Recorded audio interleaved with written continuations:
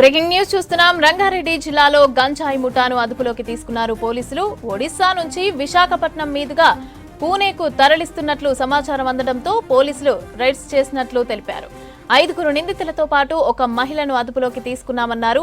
పూణేకి చెందిన నిందితురాలు ఓ ముఠాగా మారి ఇక రాజేంద్రనగర్ నుంచి గంజాయి తరలిస్తున్నట్లు గుర్తించామన్నారు.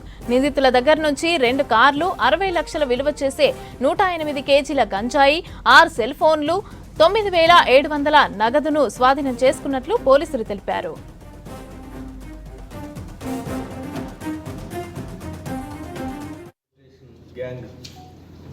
ఒరిస్సా స్టేట్ నుంచి పూణేకి గంజాయిని పెద్ద ఎత్తున తరలిస్తున్నారనే సమాచారం ఎస్ఓటి రాజేంద్ర నగర్ టీంకి వచ్చింది.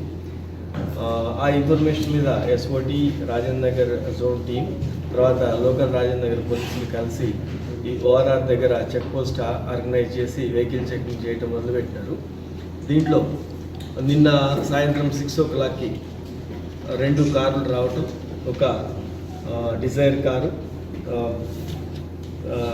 ఇంకొకటి ఇగ్నిస్ కూడా. ఈ 2 కార్లు వచ్చినప్పుడు మన పోలీస్ ఆఫీసర్స్ వాళ్ళని సరౌండ్ చేసి చెక్ చేసినప్పుడు దాంట్లో 108 కేజెస్ గాంజా దొరికింది. దీంట్లో ఇవి అన్నీ 2 kgs ప్యాక్ చేసి 2 కార్లలో కూడా పెట్టున్నారు.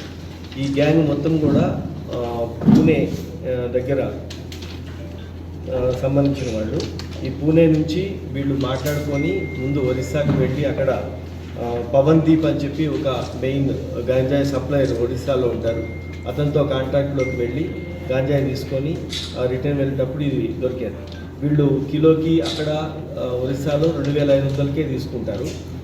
మరి అదే పూనా తీసుకువెళ్ళిన తర్వాత కిలో మీద 20,000 రూపాయల లాభంతో కిలో ప్యాకెట్స్, తర్వాత దాన్ని చిన్న 100 grams, తర్వాత ఇంకా చిన్న ప్యాకెట్స్ కూడా చేసి అమ్మటం జరుగుతూ ఉంది.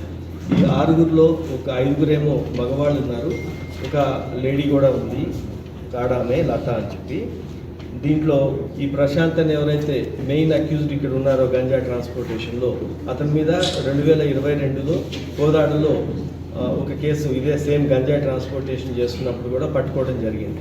మిగతా వాళ్ళ మీద కూడా దీంట్లో సచిన్, దిలీప్ అని, రోహన్, తర్వాత రాహుల్ అని, గౌరవ్, వీళ్ళందరి మీద కూడా ఎక్స్టార్షను, రాబరీను, డెకాయిటీను అట్లా వేరు కేసులు మహారాష్ట్రలో ఉన్నాయి.